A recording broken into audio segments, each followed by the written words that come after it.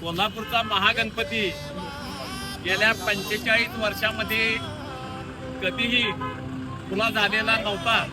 पण यावर्षी हा महागणपती या ऐतिहासिक दसरा चौकातून भक्तांच्यासाठी खुला करण्यात येणार आहे. हा महागणपती ओपन झाल्यानंतर भक्तजनांचे डोळ्याचं पारणे फिटल्यासारखं होणार आहे.